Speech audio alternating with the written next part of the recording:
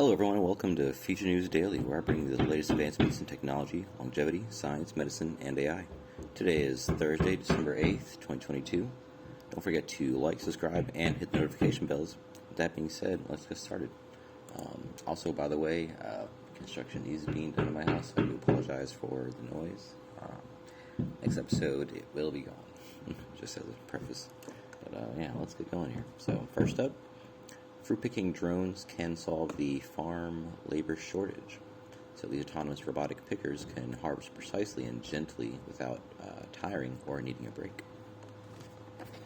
So fruit rotting on trees on the ground costs farmers some $30 billion in sales a year. Fruit picked even 2 weeks late lose 80% of their value, which I did not know in such a small amount of time. So it's a lot of risk in that area. So a major reason for wasted produce is a global shortage of fruit pickers, estimated to grow to 5 million missing workers by 2050. So even today, more than 10% of all fruit worldwide cannot be harvested, which is the equivalent to the total annual consumption of fruit in the entire European Union. So what is a farmer to do in this situation? Well, if you can't hire workers to pick the fruit, call in the robots.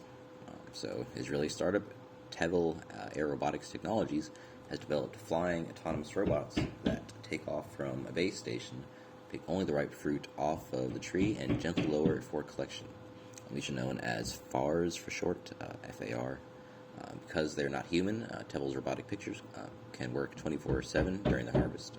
They'll never get tired and never need to step out for coffee or a bathroom break. The robots run on gas and electricity. They're tethered, so they don't need to land to be recharged. So each FAR is equipped with advanced artificial intelligence that helps it determine whether a particular fruit is ready for picking. The best way to twist and turn the fruit off the branch with its 1 meter long mechanical arm, and whether it has blemishes that make it unmarketable and therefore should be discarded. The robots are equipped with sensors and cameras, eVTOL CEO Yaniv Mayor tells Israel 21C. Quote, we collect all the information, do data fusion on the video, then run it through our machine learning algorithms to calculate what is a fruit, what's the best trajectory to access it, should we pick the fruit by rotating it clockwise or counterclockwise. There are a lot of decisions that need to be taken, and it's all done autonomously and in real time. So on-site training. eVTOL's robots do need some setting up. The farmers establish the parameters about what fruits they want to pick up, what's their color grading for ripeness, what's the desired weight and size, and the robots then follow this, Mayor explains. So those of you looking at the screen, the picture here looks like your basic drone with this kind of like rod extended with a kind of suction cup looking thing. So pretty simple in practice, or just what it looks like and everything, but there's very advanced tech behind software end of that. So it says, continues here, setup takes 1 to 2 hours with eVTOL personnel sticking around for a week to train the farmer how to operate the system. eVTOL is also available to work through problems that crop up. In the future, the farmers will be able to prune dead or unnecessary leaves and to spray pesticides. The robots are controlled via an app on a mobile device, which analyzes the data collected for the farmers. Quote, you can see the amount of fruit picked, its weight, the effectiveness of any pesticide, were there any diseases, etc. Data can let the farmer know if he or she should irrigate more or less. They can see which portions of the orchard are yielding more or less fruit, allowing the farmer to know which areas need to be addressed. Farmers are very hungry for this data. The analytics are invaluable for this business. So data also helps to manage the packing house. Today, distributors don't know what's in the boxes. They just know they got it from the picker. eVTOL started with apples, but has since added peaches, nectarines, plums, and apricots. So they continue down here. Quote, every week we add additional varieties of fruit. Now we have a whole library of fruits so we can choose in advance rather than building it each time. So coming next year, they say, is avocados.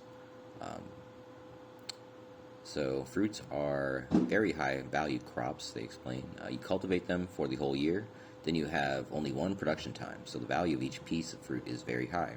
You also need to pick selectively, not all at once. All these robotic smarts weren't easy, inexpensive, or quick to bring to market. The system has been in development for some 5 years, and the company's raised around $30 million. It says it's ready for sale, but finally, Tevel FARs are ready for sale. So not direct to farmers, but through the vendors who build the collection and transportation systems to get that fruit from farm to table. Tevel charges a software-as-service fee that includes all the costs for the farmer. The price varies depending on how many robots are required.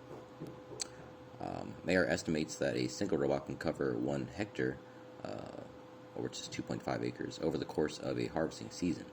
A large farm might need 1,000 to 2,000 robots. Continues down here. He says Tevel's tech will save farmers money. They won't need as many people to pick, but the main reason is not the savings, because the people simply are not available. Like they're already, the jobs are available, but the workers are not there already. In the U.S., the Mexican workers who made up the bulk of the industry, pickers, have not been returning post-pandemic. Quotas and visa problems have contributed to the dearth. In China, urbanization has rapidly left lots of orchards with no one to work in them. Quote, last year we picked in Italy and worked for 5 weeks continuously, Mayer says. We had really excellent results. Every night the farmer took 1 basket from the human picker and 1 from the robot pickers. The robot picked equal to or better than the human pickers. Although he says this, there's still room for improvement. We're working on speed. Our goal is that 1 flying robot will pick like a single person. So 1 robot per hectare, it says. Tevel has about 20 collaborations in the U.S. and Europe, including Italy, California, and soon Washington State. Staffing count is currently 56 and growing. The company's chairman of the board is Il Deshe, a former chairman of Iscard and CFO of Teva Pharmaceuticals and Checkpoint. All right. So I'm sure we'll continue to see this expand and maybe even go into different, more than just fruits and various, vegetables or what have you. So we'll see where that takes us. Next up, krill oil. Can it produce the brain from, or protect the brain from age-related degeneration? Krill oil. So marine oils, like fish oils, have been extensively researched for their health-promoting properties. Until now, however, krill oil has remained relatively understudied. Krill oil has a high content of long-chain omega-3 fatty acids and antioxidants and choline, an essential nutrient that aids healthy brain development and function. One study found that dietary supplements of krill oil inhibited memory loss in mouse models of Alzheimer's. A review also suggested that the lipid nature of krill oil improves bioavailability and efficiency of absorption, making it more beneficial than other marine oils for inflammation and cognitive function. Further study of krill oil could help develop dietary supplements and therapeutics that protect against neurodegeneration. Recently, researchers studied the effects of krill oil on a roundworm model of Parkinson's disease. So they found that the krill oil protected dopaminergic neurons from age-related degeneration and improved cognition. The degeneration of dopaminergic neurons is thought to play a key role in Parkinson's. So here they have krill oil's effects on animals. So the researchers chose to study roundworms as their aging processes are similar to those in humans. Previous research suggested that krill oil could increase the lifespan of these worms by 4 days. Their average lifespan is between 18 to 20. So in the current study, the researchers first measured the effects of krill oil on worm models of PD, characterized by DA neurons degrading over time. So worms untreated with krill oil experienced a deterioration of over 30% of dopaminergic neurons after 6 days. However, worms treated with krill experienced no reduction in DA neurons. Buildup of proteins alpha-synuclein are also a key hallmark of PD. The researchers found that while controls had around 50 clumps of protein by day 6, those treated with the krill oil had only 17. PD PD is also known to affect movement. The researchers found that worms fed krill oil had significantly faster movement and higher activity levels than untreated worms. They noted that worms with PD did not respond to krill oil, meaning that the oil likely works on key mechanisms underlying aging and PD. Further experiments showed that krill oil also reduced senescence, which is the loss of cells' ability to grow and divide. The researchers reported similar results from tests with human connective tissue cells. More tests showed that krill oil led to a 6-fold decrease in oxidative stress in worms and improved their cognition. The researchers also found that krill oil promoted genetic activity known to promote healthy aging. They have a section here, krill oil versus fish oil. So when asked how krill oil may differ from other marine oils in terms of neuroprotection, Dr. Subaya, who is not involved in the study, told MNT that krill oil has specific benefits, including the presence of eicosapentaenoic acid, or EPA, and DHA, I'm not going to try to pronounce that, in the presence of phospholoids and not triglycerides, as in fish oils. EPA and DHA have multiple benefits, including for immune function, cardiovascular function, and neuroprotection. Phospholipids improve tissue absorption and can cross the blood-brain barrier, where triglycerides cannot cross the blood-brain barrier. So, continues down here. Krill oil's benefits as in a summary. So, anti-cancer activity, anti-diabetic effects, neuroprotective effects, promoting cardiovascular health, promoting ocular health, and promoting skin health. So, will krill oil help Parkinson's or Alzheimer's? Researchers concluded that krill oil might promote healthy aging in multiple ways, making it a good candidate for further preclinical and clinical explorations.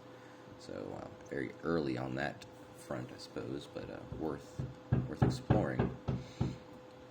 And it says, should I take krill oil? Sort of a frequently asked questions section.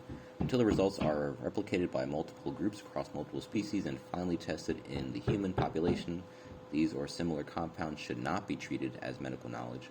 These basic science results inform future medical applications, and changing personal diet should only take place after consulting with medical doctors, said by Dr. Ali Mohabi. Alright, so it gets pretty extensive on here. You can read further into this if you like. Moving on to probably the most interesting one of the day, possibly. Dubai to house the world's first advanced air mobility integrator center for flying cars. So to me, this is more, kind of like a testing ground, like a sandbox for these types of things. So Dubai will house an advanced air mobility integrator center, the first of its kind in the world, which would allow companies to test and operate electrical, vertical takeoff, and landing aircrafts.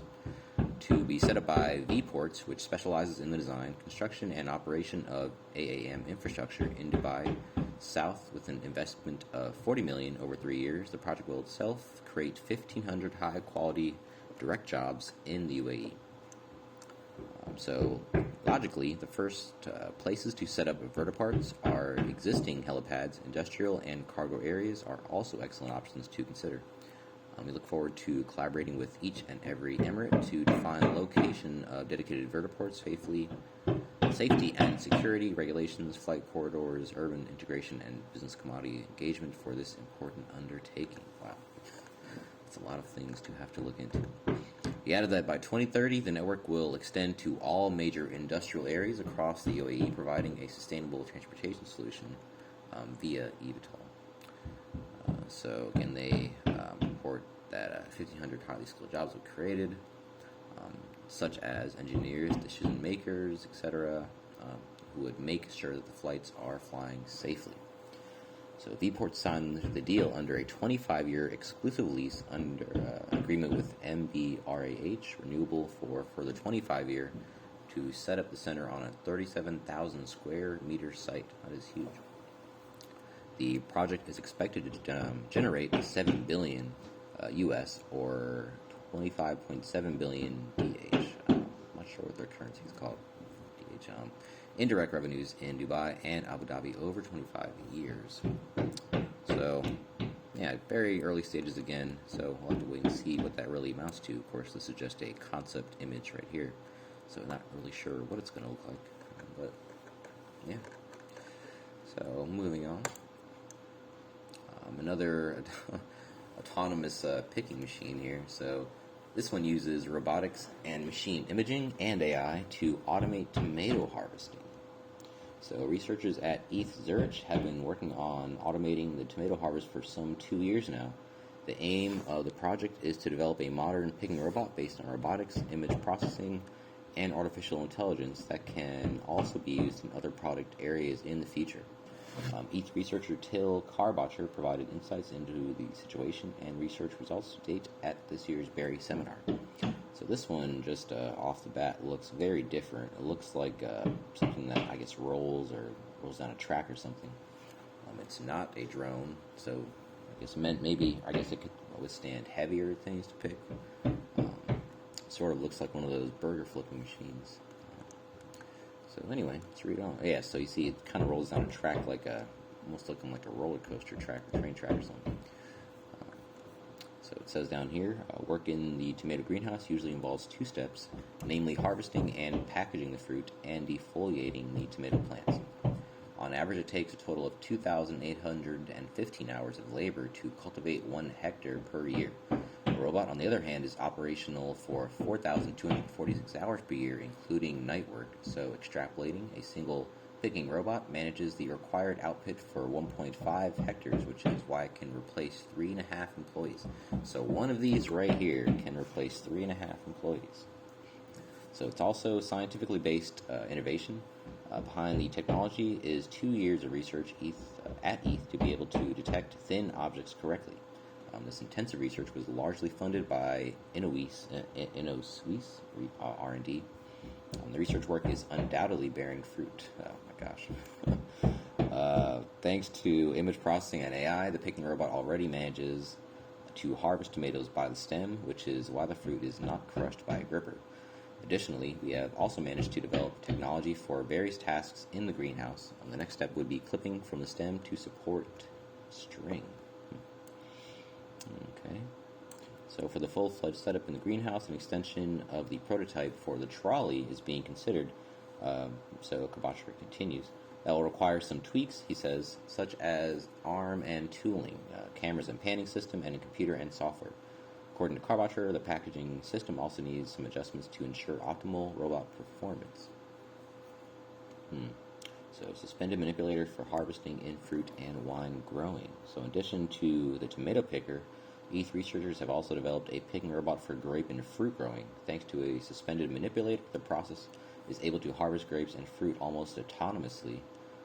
It is a completely new way of locomotion. The hanging manipulator is installed in 4 posts and has access to the orchard from above. The CO2 neutral method with the solar drive is suitable for slopes of up to 45 degrees, making it optimal for hilly areas. Okay. So 2 different things. So that is taking a lot of jobs off the market, some of which people didn't want in the first place, but nonetheless, they are coming off of, I guess, job listings. So, I mean, that's going to be certainly adding to, I suppose, unemployment if these jobs were still listed somewhere. I mean, they must have been. So, something to take into account. And lastly, what I have for you today, European scientists are developing nuclear waste batteries for use in space. So this is nice. Finding a way to use our use of space junk. So ministers at the European Space Agency recently approved funding for a special project to build nuclear waste power batteries for use in space. If successful, the new tech would make it possible to conduct operations in areas where access to solar energy is degraded or absent, such as on the dark side of the moon. Researchers working with the ESA believe they can use americium. I've never heard of that before. A radioactive element derived from plutonium decay to generate sufficient heat to both warm equipment and generate electricity to power a functionality. This would represent the first time americium. Has anyone ever heard of this before? Americium? has been used in this manner, but the innovation comes at a necessary time for the European space program. Currently, batteries rely on plutonium-238, an element that's challenging and expensive to produce. The US and Russia house the lion's share of the world's supply, and unfortunately, NASA barely has enough to power its own ambitions. The only option at this point is for the ESA to find an alternative. To that end, the ESA has earmarked 29 million euros for the development of an americium battery. According to researchers, the element is both easier and less expensive to produce. Unfortunately, it also yields less potential energy, but scientists believe the trade-offs will work out in the ESA's favor. So, plutonium-238 is created through a two-stage process that involves irradiating neptunium-237 in a special reactor. It's much cheaper to develop americium as it's derived from the plutonium that's used in the kinds of nuclear reactors used in civil power plants. Due to its relative abundance, it costs about one-fifth of the price to produce an individual watt of power using americium versus plutonium-238. Wow, 20% of the power. What this all boils down to for the European space program is the freedom to conduct operations without dependence on the US or Russian fuel sources. As ESA Advisory Committee Chair Athena Kustanis recently told Nature, quote, "The current political situation demonstrates that you cannot always rely on partners." This, of course, a reference to the agency's previous reliance on Russian plutonium. Despite the green light from the ESA and the current body of research on americium, this project represents the first time it will be used as a power source in this type of battery. Scientists expect there are still some kinds of work out before we use Europe's stock of americium-laden nuclear waste to light up the dark side of the moon and other shadowy areas of outer space. The current expectation is that the ESA rockets will carry americium battery technology by the end of the decade. Quotes on that. Over the next 3 years, however, the ESA's testing team will develop special prototypes in use for space-like environments here on Earth. Once perfected, the new battery technology should allow ESA astronauts and scientists to conduct solo missions. That is, space studies without the necessary aid of non-European research partners such as the US or Russia. It should also save the agency some money long-term, which could potentially be reinvested in the space program. This should be a win-win for the Europeans interested in the great beyond, but ESA engineers still have the problem of maintaining the integrity of the radioactive substances and the safety of the crew who will be handling the batteries and operating the equipment they are used in. So they can't simply repurpose the old containers, as it takes more americium to produce the required energy than plutonium. So to that end, according to Nature, the ESA is developing specialized containers capable of emitting heat generated by americium, but none of its radioactivity. So there are no guarantees in science, of course, but based on the previous research, this seems like good news for Europe's ambitions to bring its own space program in line with NASA's. Alright, so that is the last article I have for you today. Don't forget, this video is for educational purposes only. I will never recommend any investments, solicit your time or money, attempt to contact you on any other platforms, or, of course, own any rights to the information within this content. And thank you for joining me. That being said, I'll catch you in the next one. All right.